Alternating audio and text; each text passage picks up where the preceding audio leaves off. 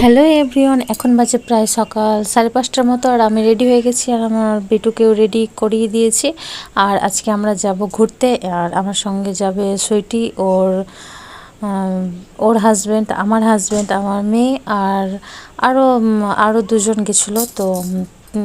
আর আজকে আমরা যাচ্ছি মায়াপুর। আর মায়াপুরে কম বেশি সবাই গিয়েছো, কম বেশি কি মোটামুটি সবাই গিয়েছে। আর সবার সাথে হয়তো সবাইকে ওটা জায়গা খুব ভালো লেগেছে। আর হ্যাঁ, আমাকে ভালো লেগেছে, কিন্তু ওখানে আমার সাথে এমন একটা কিছু হয়, আমার সাথে মানে হয় একটা কিছু, এমন একটা ঘটনা যেটা আমি তোমাদের সাথে শেয়ার করব।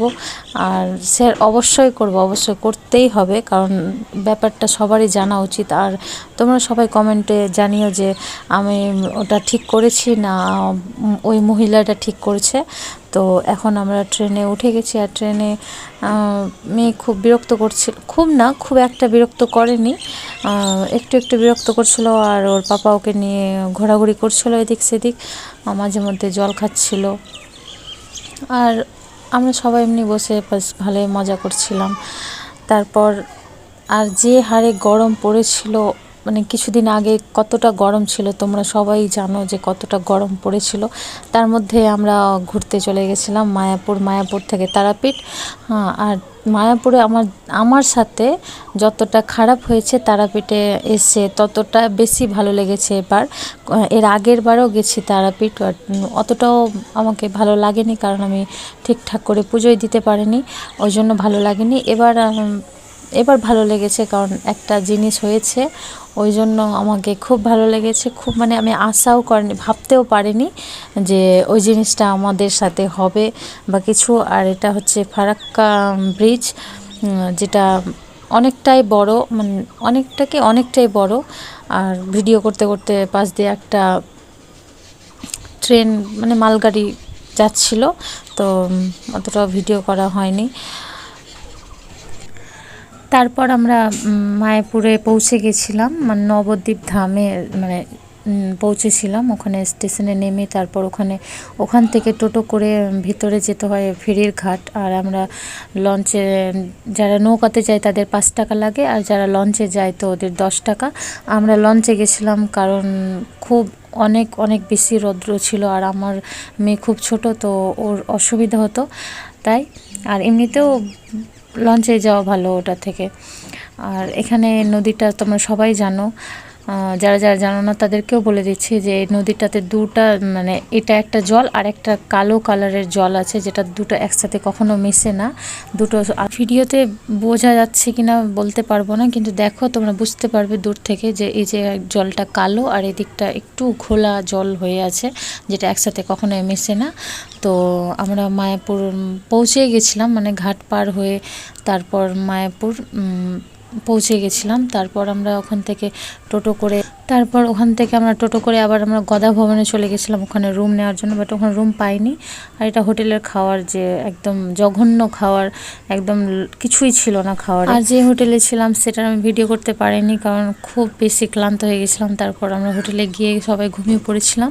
আর একদম সন্ধ্যাবেলা ঠান্ডা, মানে একটু ঠান্ডা ঠান্ডা ওয়েদার হয়েছিল। তারপর আমরা বেরিয়েছিলাম মন্দিরে যাওয়ার জন্য।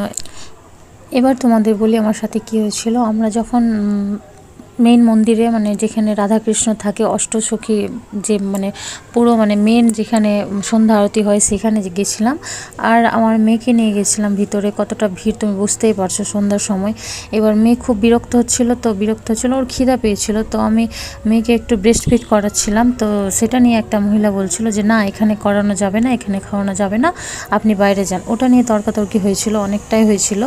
তো তোমরাই বলো যে আমি মানে একটা ছোট বাচ্চাকে ব্রেস্ট ফিড করাতে কে বারণ করে? আমি অন্য খাওয়ার যদি খাওয়াতাম তাহলে ঠিক ছিল, যে না এখানে কোনো ভাত কি কোনো স্যালাড আর কিছু খাওয়ার, অন্য কিছু খাওয়ানো যাবে না। তো ব্রেস্ট ফিড করাতে কোথায় বারণ থাকে? মানে কোন মন্দিরে, কোন জায়গাতে একটা ছোট বাচ্চাকে খাওয়াতে নিষেধ থাকে, মানে খাওয়ানো যাবে না এরকম কোথায় লেখা থাকে? সামান্য ওকে জল খাওয়াচ্ছিল ওর বাবা বসে, ওখানে বসেও নি ঠিক করে, মানে একটু জাস্ট বসেছিল, জল খাওয়াতে ওকে নিষেধ করছিল যে বাইরে নিয়ে যান, বাইরে নিয়ে যান। তো তোমরাই বলো যে ওর সাথে তর্ক করাটা আমার কি ঠিক হয়েছে না ভুল, আর এরকম ব্যবহার করাটা কি ওর ঠিক হয়েছে? তোমরাই সবাই কমেন্টে জানাও আমাকে। আর তারপর আমরা অনেক, আমার সাথে সবার সাথে না, আমার সাথে অনেক তর্কাতর্কি হয়েছিল, আর আমার মুডটাও খুব খারাপ হয়ে গেছিলো। তো আমরা বাইরে বেরিয়ে চলে এসেছিলাম। আর এই যে সুন্দর দেখে গোপালটা দেখতে পাচ্ছ, এটা যারা আমাদের সাথে গেছিলো ওখানকারই দুজন নিয়েছিল, একটা এটা বড় গোপাল আর একটা ছোট্ট দেখে গোপাল, মানে দুটোই বড় ছিল, বেশ বড়ই ছিল, তো দুটোই নিয়েছিল। তারপর আমার মুড তো একদম অফ হয়ে গেছিলো, আমাকে একদম কিছু ভালো লাগছিল না, আর আমি ভাবছিলাম যে আমি আর কখনো এখানে আসবো না। তারপর তারপর মনকে অনেক বুঝালাম যে না থাক, ঠাকুর তো আমার সাথে কিছু করেনি, করেছে ওই মহিলাটা, যার কোনো দিন ভালো হবে না, কোনো দিন, মানে আমি ওকে বলেওছি এটা কথা যে ওর হবে না কোনো দিন ভালো। আর তারপরে মায়াপুর থেকে আমরা বেরিয়ে গেছি, আর আমরা চলে এসেছি স্টেশনে তারাপীঠ যাওয়ার জন্য। আর সব থেকে সমস্যায় পড়েছিলাম যে তারাপীঠ যাওয়ার জন্য কোনো ট্রেন ছিল না, মানে তারপর ট্রেন ছিল না বলে আমরা নবদ্বীপ ধাম থেকে কাটুয়া জাংশন অবধি মানে একটা ট্রেনে এসেছিলাম। তারপর আমরা স্করপিও ভাড়া করে, মানে একটা গাড়ি ভাড়া করে তারপর আমরা তারাপীঠের জন্য গিয়েছিলাম। আর গাড়িতে তো না, সবারই নাজেহাল অবস্থা, বুঝতেই পারছো, এত রোদ গরম, আর তার মধ্যে মেয়ে ঘুমানোর জন্য ছটফট করছে, আর গাড়িতে হয়েছিল সবারই জায়গা হয়ে গেছিলো, তো তবুও বুঝতেই পারছো যে এতজন থাকলে মানে, আর মুখ চোখের অবস্থা তো গরমে দেখার মতোই ছিল না। তবুও যাই হোক, আমরা অনেকটা কষ্ট করার পর আমরা তারাপীঠে এসে পৌঁছেছিলাম।